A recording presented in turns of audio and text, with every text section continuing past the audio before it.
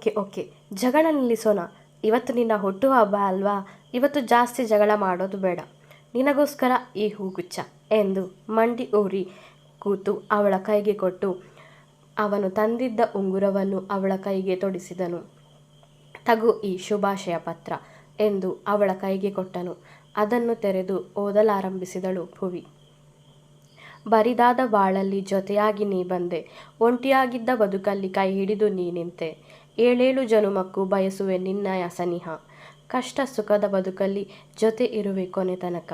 ನಾ ಎಲ್ಲಿದ್ದರೂ ನನ್ನೀ ಮನ ಬಯಸುವುದು ನಿನ್ನನ್ನೇ, ನನ್ನೀ ಪ್ರೀತಿಯ ಹೃದಯದ ರಸಿಯನ್ನೇ. ಹುಟ್ಟುಹಬ್ಬದ ಶುಭಾಶಯಗಳು ನನ್ನ ಹೃದಯದ ರಸಿ. ವಾವ್ ವಾವ್, ಸೂಪರ್ ಮಚ್ಚ, ತುಂಬ ಚೆನ್ನಾಗಿದೆ ಕವಿತೆ ಎಂದಳು ಭುವಿ. ಯು ಆರ್ ವೆಲ್ಕಮ್ ಬೇಬಿ ಎಂದವಳನ್ನು ಅಪ್ಪಿ ಹನಿಗೊಂದು ಮುತ್ತಿಟ್ಟನು ವೇದಾಂತ್. ನಿನ್ನ ಕೋಪದಲ್ಲಿ ಏನೂ ತಿಂದೇ ಇಲ್ಲ ಬೆಳಗ್ಗಿನಿಂದ, ಸಖತ್ ಹೊಟ್ಟೆ ಹಸಿತಿದೆ ಎಂದು ಭುವಿ ಹೇಳಿದಾಗ ಬಾ ತಿಂಡಿ ತಿನ್ನೋಣ ಎಂದು ಕರೆದುಕೊಂಡು ಹೋದನು. ಭುವಿ ತನಗಿಷ್ಟವಾದದ್ದನ್ನೆಲ್ಲ ಆರ್ಡರ್ ಮಾಡಿದಳು. ಇಬ್ಬರು ತಿನ್ನುತ್ತಾ ಮಾತಾಡತೊಡಗಿದರು. ಆ ಶರತ್ ಕೇಸ್ ಎಲ್ಲಿವರೆಗೂ ಬಂತೋ, ಏನಾದರೂ ಕ್ಲೂ ಸಿಕ್ತಾ?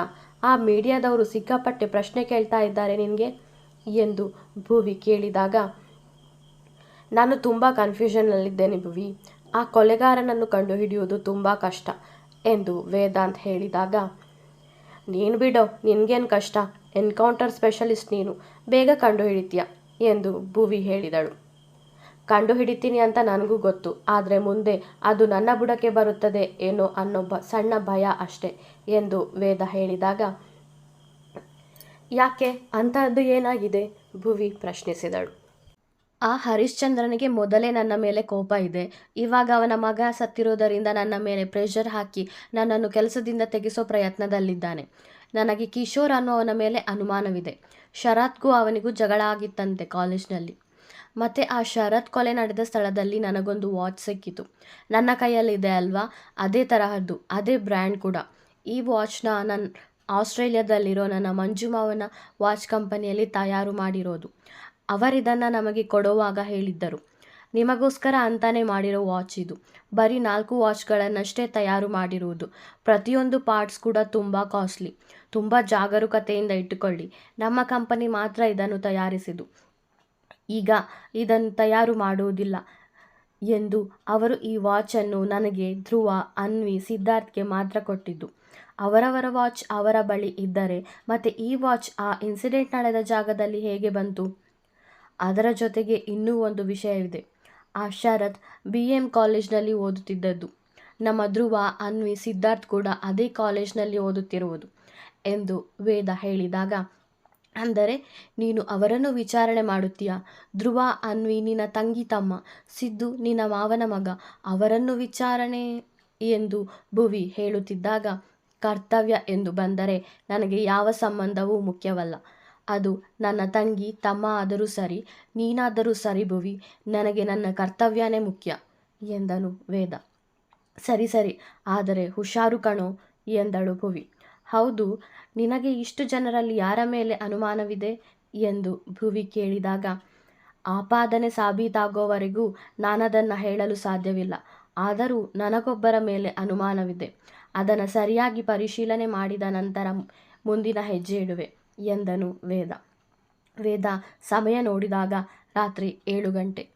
ಲೇ, ಗಂಟೆ 7 ಆಯಿತು, ಮನೆಗೆ ಬಿಡುತ್ತೇನೆ ಬಾ, ಇನ್ನೂ ತಡವಾದರೆ ನಿಮ್ಮಪ್ಪ ಮೇಷ್ಟ್ರು ಕ್ಲಾಸ್ ತಗೊಳ್ತಾರೆ ನಿನಗೆ ಎಂದು ವೇದ ಹೇಳಿದಾಗ, ಹೌದು ಕಣೋ, ಬೇಗ ಬಾ ಹೋಗೋಣ ಎಂದು ಬಿಲ್ ಪೇ ಮಾಡಿ ಇಬ್ಬರು ಅಲ್ಲಿಂದ ಹೊರಟರು. ಅಲ್ವೇ ಭಾಗ್ಯ, ವಯಸ್ಸಿಗೆ ಬಂದಿರೋ ಮಗಳು ಇನ್ನೂ ಮನೆಗೆ ಬಂದಿಲ್ಲ, ಈ ರಾತ್ರಿಲಿ ಹೊರಗಡೆ ಹೋಗುವಂಥದ್ದು ಏನಿತ್ತು ಎಂದು ಭುವಿ ತಂದೆ ಸತ್ಯರಾಜ್ ಕೇಳಿದರು. ರೀ, ಅವಳ ಹುಟ್ಟುಹಬ್ಬ ಅಲ್ವಾ, ಅದಕ್ಕೆ ಯಾರೋ ಸ್ನೇಹಿತರ ಜೊತೆಗೆ ಊಟಕ್ಕೆ ಹೋಗುತ್ತೇನೆಂದು ಹೇಳಿದ್ದಳು, ಬರ್ತಾಳೆ ಬಿಡಿ ಎಂದು ಭುವಿ ತಾಯಿ ಭಾಗ್ಯ. ಅದಕ್ಕೆ ಇಷ್ಟು ಹೊತ್ತು ಬೇಕಾ ಎಂದು ಸತ್ಯರಾಜ್ ಹೇಳುತ್ತಿರಬೇಕಾದರೆ ಭುವಿ ಓಡೋಡಿ ಮನೆಗೆ ಬಂದಳು. ಭುವಿ, ಯಾಕಿಷ್ಟು ಲೇಟ್? ನೀನು ಈ ರೀತಿ ತಡವಾಗಿ ಬಂದರೆ ಅಕ್ಕಪಕ್ಕದವರು ಏನಂದುಕೊಳ್ಳಲ್ಲ, ಎಲ್ಲಿಗೆ ಹೋಗಿದ್ದೆ ಎಂದು ಕೇಳಿದರು ಸತ್ಯರಾಜ್. ಅಪ್ಪ, ಅದು ನಾನು ಫ್ರೆಂಡ್ ಜೊತೆಗೆ ಊಟಕ್ಕೆ ಹೋಗಿದ್ದೆ ಎಂದು ಭುವಿ ಹೇಳಿದಾಗ, ಅವರನ್ನು ಮನೆಗೆ ಕರೆದುಕೊಂಡು ಬರಬಹುದಿತ್ತಲ್ಲ, ಸುಮ್ಮನೆ ಹೋಟೆಲಲ್ಲಿ ಯಾಕೆ ಊಟ ಮಾಡಿದ್ದು? ಖರ್ಚಿನ ಜೊತೆಗೆ ಆರೋಗ್ಯವೂ ಹಾಳು. ನಾವು ಬಡವರು, ನಮಗೆ ಇದ್ದ ಹಣವೇ ಜೀವನ ನಡೆಸಲು ಕಷ್ಟ, ಇನ್ನು ಹೋಟೆಲು ಪಾರ್ಟಿ ಎಲ್ಲ ಬೇಕಾ ಎಂದು ಸತ್ಯರಾಜ್ ಕೇಳಿದಾಗ, ಅವನನ್ನೇನಾದರೂ ಮನೆಗೆ ಕರ್ಕೊಂಡು ಬಂದರೆ ಆಮೇಲೆ ಅಷ್ಟೇ ನನ್ನ ಕತೆ, ಅವನ ಜೊತೆಗೆ ನನ್ನನ್ನು ಓಡಿಸುತ್ತೀರಿ ಎಂದು ಮನದಲ್ಲೇ ಹೇಳಿದವಳು. ಸಾರಿ ಅಪ್ಪ, ಇನ್ನೂ ಹೋಗಲ್ಲ ಎಂದಳು ಭುವಿ. ಸರಿ ಸರಿ ಹೋಗು ಎಂದು ಸತ್ಯರಾಜ್ ಹೇಳಿದಾಗ ಅವಳ ಕೋಣೆಗೆ ಹೋದಳು ಭುವಿ. ಮದುವೆ ಮಾಡಿಸಿದ್ರೆ ಎಲ್ಲ ಸರಿ ಹೋಗುತ್ತೆ ಮಾವ, ಅವಳಿಗೂ ವಯಸ್ಸಾಗುತ್ತಿದೆ ಅಲ್ವಾ, ಬೇಗ ಮದುವೆ ಮಾಡಿಸಿದ್ರೆ ಒಳ್ಳೆಯದು ಎಂದು ಭುವಿ ಅತ್ತಿಗೆ ರಶ್ಮಿ ಹೇಳಿದಾಗ, ವಯಸ್ಸು 23 ಆಯಿತು, ನನಗೂ ಅವಳಿಗೆ ಮದುವೆ ಮಾಡಿಸೋದು ಇಷ್ಟನೇ, ಆದರೆ ಅವಳು ಒಪ್ಪುತ್ತಿಲ್ಲವಲ್ಲ, ಇನ್ನೂ ಸ್ವಲ್ಪ ವರ್ಷ ಹೋಗಲಿ ಅನ್ನುತ್ತಾಳೆ, ಅದಕ್ಕಾಗಿ ನಾನು ಸುಮ್ಮನಿದ್ದೇನೆ ಎಂದು ಹೇಳಿ ತಮ್ಮ ಕೋಣೆಗೆ ಹೋದರು ಸತ್ಯರಾಜ್. ಅಕ್ಕ, ಯಾವ ಫ್ರೆಂಡ್ ಜೊತೆಗೆ ಊಟಕ್ಕೆ ಹೋಗಿದ್ದು? ಗರ್ಲ್ ಫ್ರೆಂಡಾ ಅಥವಾ ಬಾಯ್ ಫ್ರೆಂಡಾ ಎಂದು ಭುವಿ ತಮ್ಮ ಆಕಾಶ್ ಕೇಳಿದನು. ನಿನಗ್ಯಾಕೋ, ಮುಚ್ಕೊಂಡು ನಿನ್ನ ಕೆಲಸ ಮಾಡು, ಸುಮ್ಮನೆ ನನ್ನ ತಂಟೆಗೆ ಬರಬೇಡ ಎಂದು ಹೇಳಿ ಹೋದಳು ಭುವಿ. ನಮ್ಮ ಭುವಿ ಮನೆಯ ಚಿಕ್ಕ ಪರಿಚಯ. ಭುವನೇಶ್ವರಿ ತಂದೆ ಸತ್ಯರಾಜ್ ಶಾಲೆಯೊಂದರಲ್ಲಿ ಶಿಕ್ಷಕರಾಗಿದ್ದರು. ಇವಾಗ ರಿಟೈರ್ಡ್ ಆಗಿದ್ದಾರೆ. ಅದಕ್ಕೆ ನಮ್ಮ ವೇದ ಅವರನ್ನು ಮೇಷ್ಟ್ರು ಅಂತ ಕರೆಯೋದು. ಭುವಿ ತಾಯಿ ಭಾಗ್ಯ ಗೃಹಿಣಿ. ಭುವಿ ಅಣ್ಣ ಭರತ್ ಕಂಪನಿಯೊಂದರಲ್ಲಿ ಕೆಲಸದಲ್ಲಿದ್ದಾರೆ. ಅವರ ಹೆಂಡತಿ ರಶ್ಮಿ, ಇವರು ಕೂಡ ಗೃಹಿಣಿ. ಭುವಿ ತಮ್ಮ ಆಕಾಶ್ ಕೊನೆಯ ವರ್ಷದ ಡಿಗ್ರಿ ಮಾಡುತ್ತಿದ್ದಾನೆ. ಕೆಲಸ ಮುಗಿಸಿ ಬಂದ ಭರತ್ಗೆ ಊಟ ಬಡಿಸುತ್ತಿದ್ದ ರಶ್ಮಿ, ರೀ, ನಿಮ್ಮ ತಂಗಿಗೆ ಮದುವೆ ಮಾಡಿಸೋ ಯೋಚನೆ ಇಲ್ವಾ? ಅವಳೇನೋ ಮದುವೆ ಬೇಡ ಎನ್ನುತ್ತಾಳೆ, ಆದರೆ ನಾವು ಮಾಡಿಸಬೇಕಲ್ಲವೇ ಎಂದು ಹೇಳಿದಳು ರಶ್ಮಿ. ಅಪ್ಪನ ಜೊತೆಗೆ ಮಾತಾಡ್ತೇನೆ ಎಂದನು ಭರತ್. ರೀ, ನನ್ನ ತಮ್ಮ ರಾಹುಲ್ಗೆ ಭುವಿ ಅಂದರೆ ಇಷ್ಟ ಅಂತೆ, ಅವಳಿಗೂ ಅವನಿಗೂ ಮದುವೆ ಮಾಡಿಸಿದ್ರೆ ಒಳ್ಳೇದಿತ್ತೇನೋ, ಎಷ್ಟಾದರೂ ನಮ್ಮ ತಮ್ಮನೇ ಅಲ್ವಾ, ನಮ್ಮ ಕಣ್ಣ ಮುಂದೆಯೇ ಇರುತ್ತಾಳಲ್ಲ, ಅದಕ್ಕೆ ಹೇಳಿದ್ದು ಎಂದಳು ರಶ್ಮಿ. ಹೌದಾ, ಸರಿ, ಅಪ್ಪನ ಜೊತೆಗೆ ಮಾತಾಡ್ತೇನೆ ಎಂದನು ಭರತ್. ಶರತ್ ಕೇಸ್ ಬಗ್ಗೆ ಚಿಂತಿಸುತ್ತಿದ್ದವನು ತನ್ವಿ ಅನ್ವಿಯನ್ನು ಹುಡುಕುತ್ತಾ ಅವಳ ಕೋಣೆಗೆ ಬಂದನು. ಅನ್ವಿ, ಏನು ಮಾಡ್ತಿದ್ದೀಯಾ ಎಂದು ವೇದ ಕೇಳಿದಾಗ, ಅಸೈನ್ಮೆಂಟ್ ಬರೀತಿದ್ದೆ ಅಣ್ಣ ಎಂದಳು ಅನ್ವಿ. ಸರಿ, ನನಗೆ ನಿನ್ನ ಬಳಿ ಸ್ವಲ್ಪ ಮಾತಾಡೋದಿತ್ತು ಎಂದು ವೇದ ಹೇಳಿದಾಗ, ಅಣ್ಣ ಏನು ಹೇಳೋ, ಅದಕ್ಕ್ಯಾಕೆ ಪರ್ಮಿಷನ್ ಕೇಳ್ತಾ ಇದೆಯಾ ಎಂದು ಅನ್ವಿ ಹೇಳಿದಾಗ, ನಿನಗೆ ಶರತ್ ಗೊತ್ತಾ? ಅದೇ ನಿನ್ನೆ ಕೊಲೆಯಾಗಿದ್ದಾನಲ್ವಾ ಅವನು ಎಂದು ವೇದ ಕೇಳಿದಾಗ, ಅದು ಅಣ್ಣ, ಅವನು ಹಾಂ ಗೊತ್ತು ಎಂದಳು ಅನ್ವಿ. ಅವನ ಬಗ್ಗೆ ನಿನಗೆ ಏನಾದರೂ ಗೊತ್ತಾ?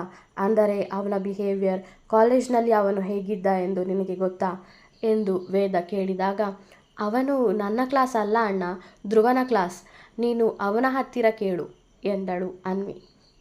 ಸರಿ, ನೀನು ಅಸೈನ್ಮೆಂಟ್ ಬರಿ ಎಂದು ಹೇಳಿ ವೇದ ಹೊರಟು ಬರುತ್ತಿದ್ದಾಗ, ಅನ್ವಿ, ಮಂಜುಮಾವ ಆಸ್ಟ್ರೇಲಿಯಾದಿಂದ ಬಂದಿದ್ದಾಗ ಒಂದು ವಾಚ್ ಕೊಟ್ಟಿದ್ರಲ್ಲ, ಅದು ಎಲ್ಲಿ ಎಂದು ವೇದ ಕೇಳಿದಾಗ, ಅದು ನನ್ನ ಹತ್ರ ಇಲ್ಲ, ಅದು ಮಿಸ್ ಆಗಿದೆ ಅಣ್ಣ, ಎಲ್ಲಿ ಹೋಗಿದೆ ಎಂದು ನನಗೆ ಗೊತ್ತಿಲ್ಲ ಎಂದಳು ಅನ್ವಿ. ಹೌದಾ, ಸರಿ ಎಂದು ಅನ್ವಿ ಕೋಣೆಯಿಂದ ಹೊರಬಂದವನು ಧ್ರುವನ ಬಳಿಗೆ ಹೋದನು. ಧ್ರುವ ಲ್ಯಾಪ್ಟಾಪ್ ಹಿಡಿದು ಆಟವಾಡುತ್ತಾ ಕೂತಿದ್ದನು. ವೇದನನ್ನು ನೋಡಿದ ತಕ್ಷಣ ಬದಿಗಿಟ್ಟು ಬಿಟ್ಟನು. ಅದನ್ನು ಗಮನಿಸಿದ ವೇದ, ಓದುತ್ತಿದ್ದೇನೆಂದು ತೋರಿಸಿಕೊಳ್ಳುವುದಕ್ಕೆ ಓದುವುದು ಬೇಡ ಧ್ರುವ, ನಿನಗೋಸ್ಕರ ಓದು ಎಂದು ವೇದ ಹೇಳಿದಾಗ, ಇವನೊಬ್ಬ ಲೆಕ್ಚರ್ ಕೊಡೋಕ್ಕೆ ಬಂದ, ನನ್ನ ಅಪ್ಪ ಅಮ್ಮನೇ ನನಗೇನು ಹೇಳಲ್ಲ, ಇವನಿಗೇಕೆ ನನ್ನ ವಿಷಯ ಎಂದು ಮನದಲ್ಲೇ ಅಂದುಕೊಂಡವನು, ನೀನೇನಿಲ್ಲಿ ಎಂದು ಕೇಳಿದನು. ನಿನ್ನ ಹತ್ರ ಸ್ವಲ್ಪ ಮಾತಾಡಬೇಕಿತ್ತು. ನಿನಗೆ ಶರತ್ ಪರಿಚಯವಿದೆಯಾ? ನಿನ್ನ ಕಾಲೇಜ್ನಲ್ಲಿ ನಿನ್ನ ಕ್ಲಾಸ್ನಲ್ಲೇ ಓದುತ್ತಿರುವುದಲ್ವಾ, ನಿನಗೆ ಅವನು ಗೊತ್ತಾ ಎಂದು ವೇದ ಕೇಳಿದಾಗ, ಅದು ಶರತ್ ನನಗೆ ನನ್ನ ಕ್ಲಾಸ್ನಲ್ಲೇ ಓದುತ್ತಿರುವುದು ಎಂದು ತಡವಾರಿಸುತ್ತಾ ಹೇಳಿದನು ಧ್ರುವ. ಅವನ ಬಗ್ಗೆ ನಿನಗೇನು ಗೊತ್ತು ಎಂದು ವೇದ ಕೇಳಿದಾಗ, ಅವನು ಸರಿಯಿಲ್ಲ, ಸಿಕ್ಕಾಪಟ್ಟೆ ಕೊಬ್ಬಿತ್ತು ಅವನಿಗೆ, ಈಗ ಯಾರೋ ಕೊಲೆ ಮಾಡಿದ್ದಾರೆ, ಒಳ್ಳೆಯದೇ ಆಯಿತು, ಇಲ್ಲ ಅಂದಿದ್ರೆ ನಾನೇ ಏನಾದರೂ ಮಾಡುತ್ತಿದ್ದೆ ಅವನಿಗೆ ಎಂದು ಧ್ರುವ ಹೇಳಿದಾಗ, ಯಾಕೆ, ಅಂತಹದ್ದು ಏನು ಮಾಡಿದ್ದ ಎಂದು ವೇದ ಕೇಳಿದಾಗ, ಎಲ್ಲದಕ್ಕೂ ಜಗಳ. ಅವನಿಗೆ ಇಷ್ಟ ಆದದ್ದೆಲ್ಲ ಬೇಕು ಅವನಿಗೆ. ನನ್ನೊಂದಿಗೆ ತುಂಬ ಬಾರಿ ಜಗಳವಾಗಿತ್ತ ಎಂದು ಧ್ರುವ ಹೇಳಿದನು.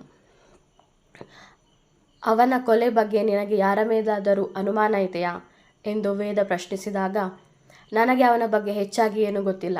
ಅವನನ್ನು ಯಾರು ಕೊಲೆ ಮಾಡಿದರೆಂದು ನನಗೇನು ಗೊತ್ತು?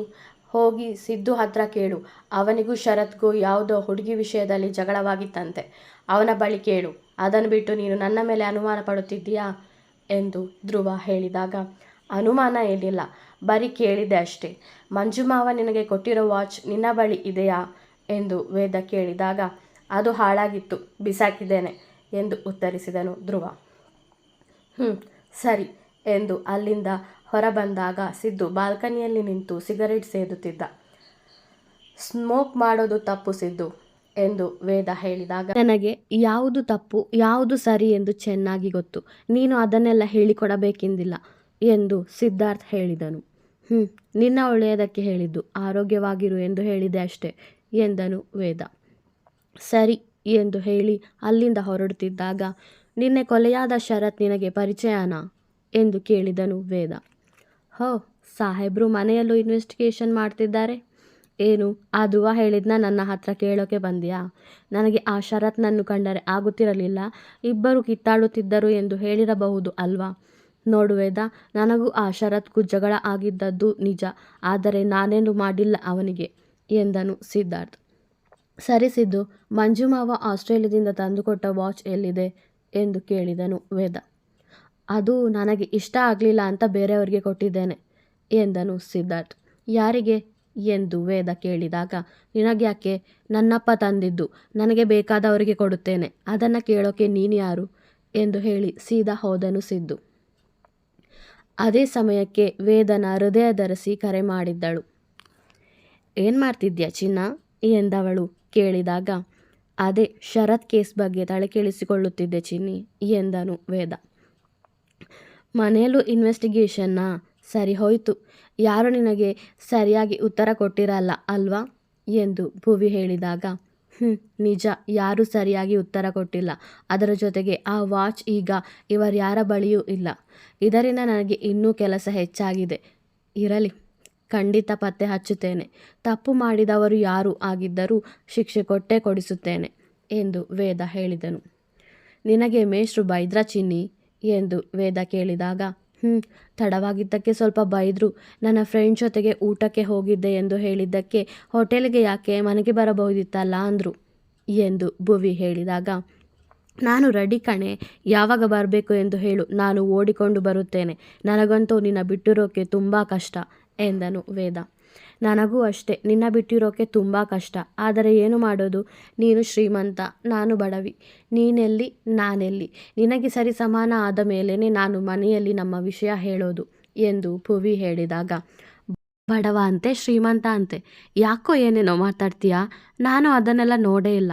ನಿನ್ನ ಪ್ರೀತಿಯನ್ನು ಮಾತ್ರ ಬಯಸುತ್ತಿದ್ದೇನೆ. ನನ್ನ ತಾಯಿಯನ್ನು ನಾನು ಕಳೆದುಕೊಂಡಾಗ ನನ್ನ ಮನಸ್ಸಿನ ಭಾವನೆಯನ್ನು ಹೇಳೋಕೆ ಸಿಕ್ಕಿದ್ದು ನೀನೊಬ್ಬಳೇ. ಪ್ರೀತಿ ಬೇಕೆಂದು ಹಂಬಲಿಸಿದಾಗ ನನ್ನ ತಂದೆಯೂ ನನ್ನ ಜೊತೆಗಿರಲಿಲ್ಲ. ಅವರಿಗೆ ಅವರ ಕೆಲಸವೇ ಮುಖ್ಯವಾಗಿತ್ತು. ನನಗೆ ಕಿಂಚಿತ್ತೂ ಸಮಯ ಕೊಟ್ಟಿಲ್ಲ. ಆಗ ನನ್ನ ಜೊತೆಗಿದ್ದದ್ದು, ನನ್ನ ಕಷ್ಟ ಕೇಳಿದ್ದು ನೀನು ಚಿನ್ನಿ. ಈ ಬದುಕಲ್ಲಿ ನೀನು ನನ್ನವಳೆಂದು ಅಂದುಕೊಂಡಾಗಿದೆ. ಇನ್ನು ಅದನ್ನು ಬದಲಿಸಲು ಸಾಧ್ಯವಿಲ್ಲ. ಈ ಜೀವಕ್ಕೆ ನೀ ಸ್ವಂತ ಎಂದನು ವೇದ. ನನಗೂ ನಿನ್ನ ಬಿಟ್ಟು ಬೇರೆ ಯಾರೂ ಬೇಡ ಕಣೋ. ಆದರೂ ಭಯ, ನಮ್ಮಪ್ಪ ನಮ್ಮಿಬ್ಬರ ಮದುವೆ ಬೇಡ ಎಂದರೆ ನಾನಂತೂ ಬದುಕಿರಲ್ಲ ಎಂದು ಭುವಿ ಹೇಳಿದಾಗ, ಯಾಕೋ ಚಿನ್ನಿ ಹಾಗೆಲ್ಲ ಮಾತಾಡ್ತೀಯಾ? ನಿನಗೇನಾದರೂ ಆದರೆ ನಾನೂ ಬದುಕುವುದಿಲ್ಲ. ನಿನ್ನ ಬಾಯಿಂದ ಅಂತಹ ಮಾತು ಬರಬಾರದು. ನಾವಿಬ್ಬರೂ ಮದುವೆ ಆಗಿ ನಮಗೆ ಮಕ್ಕಳಾಗಿ ಅವರಿಗೆ ಮೊಮ್ಮಕ್ಕಳಾಗುವವರೆಗೂ ಬದುಕಬೇಕು. ಆಮೇಲೆ ಮುಂದಿನ ಜನ್ಮದಲ್ಲೂ ನೀನೇ ನನ್ನ ಹೆಂಡತಿಯಾಗಬೇಕು. ಮುಂದಿನ ಜನ್ಮ ಮಾತ್ರವಲ್ಲ, ಮುಂದಿನ 7 ಜನ್ಮಕ್ಕೂ ನೀನೇ ನನ್ನ ಹೆಂಡತಿ ಎಂದು ವೇದ ಹೇಳಿದಾಗ, ಅಯ್ಯೋ, ಮೊದಲು ಈ ಜನ್ಮದಲ್ಲಿ ಮದುವೆ ಆಗೋಣ, ಮುಂದಿನ ಜನ್ಮದ್ದೆಲ್ಲ ಆಮೇಲೆ ಮಾತಾಡಿದರಾಯಿತು ಎಂದಳವಳು. ಹೀಗೆ ತುಂಬ ಹೊತ್ತು ಮಾತನಾಡಿ ಸುಸ್ತಾಗಿ ನಿದ್ದೆಗೆ ಜಾರಿದರಿಬ್ಬರು.